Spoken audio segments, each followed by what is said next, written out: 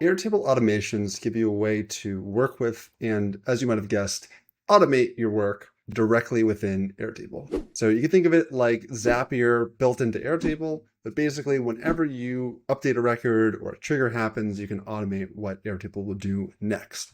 So this can save you a ton of time. And honestly, when it works, it's pretty magical. So we'll get into exactly how you can use Airtable Automations yourself. And then in a later lesson, we'll talk about how to take that and make it more advanced. So to understand Airtable Automations, let's take a look at this example base.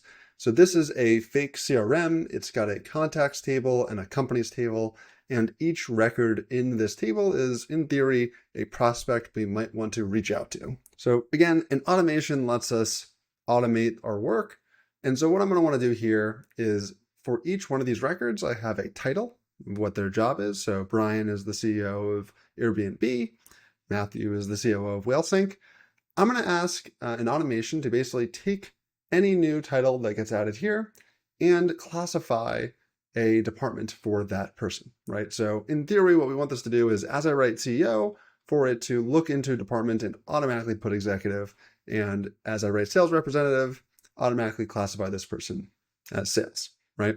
So to do that, again, the default way would just be to do it manually. For these 10 records, it would be no big deal. But if you have 100 records or 1,000 records, automations can save you a ton of time. So the way to access that or to create a new automation is to come up to the top here and click on Automations, and you'll see this empty screen. To build an automation, you're going to need to think about two main ideas: triggers and actions. Again, if you've used Zapier or Make or any automation tool in the past, this should be super familiar. But if you're new to it, don't worry, we'll talk about it right now. So a trigger is what is going to kick off an automation, right? Airtable gives a list of potential triggers here, right? Any of these are viable, but the key thing to remember is that whenever one of these things happens, it's going to start your automation. So why don't we go ahead and start one here when a record is updated, right? So anytime a record is updated, it's going to kick off this automation. And let's go ahead and select a table here. So we'll work in our context table and specifically take a look at the field of title. So now anytime the title field is updated, our automation is going to run.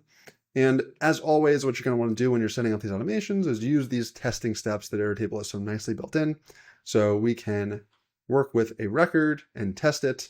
And you can see it looked into the context table, looked at the title field and found this record with my name in it. And that was the last record that was updated, right? Really, really great. We're off to a good start.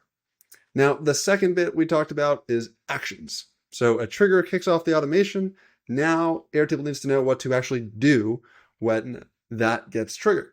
So here we can add an action. So when you click on advanced logic, you'll notice 3 different sections: advanced logic, which we'll skip for now; Airtable actions, which are really what we're going to be starting with, and the main thing you'll probably want to build into automations; integrations, and then there are advanced integrations, which are essentially integrations. You just can't use them unless you're on higher tiers.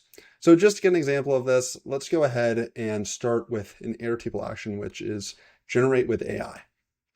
So here we can use AI and certain fields in our Airtable base. So let's take title, right? And say,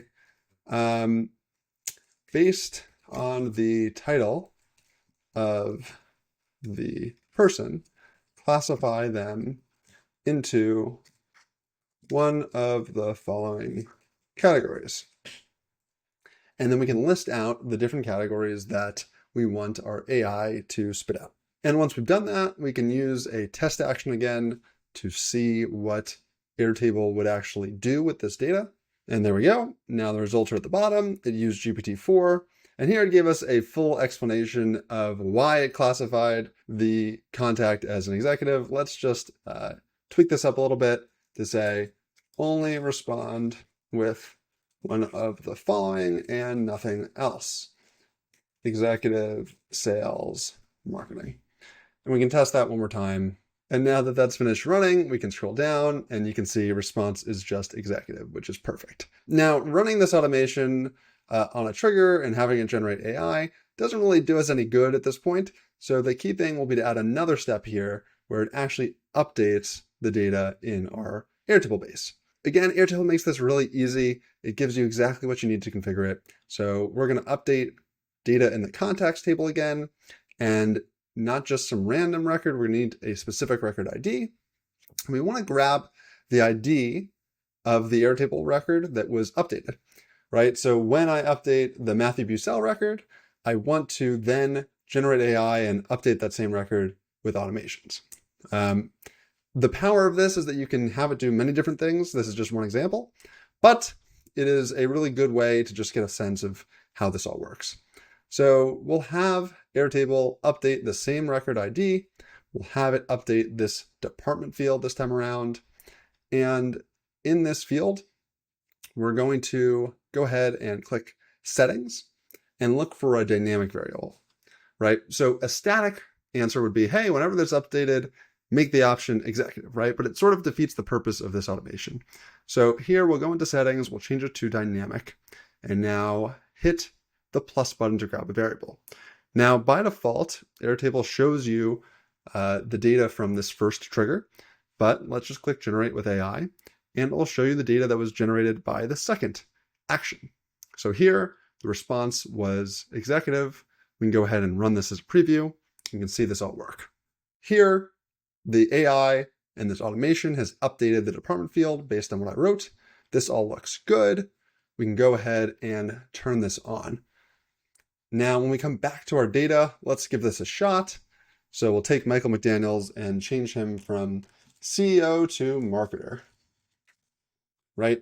What's happening here is that update to this record is going to set a trigger to run the automation, and automatically Airtable will run it through the steps that we just defined and spit out marketing. Let's try that again here. We can take sales development representative and just, again, do a little typing to trigger it again.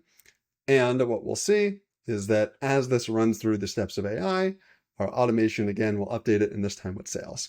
So hopefully you can start to see the crazy power of Airtable automations, especially when combined with AI. As you make updates to your Airtable base or run any other trigger that you'd like, you can have Airtable take actions for you, saving you and your team time.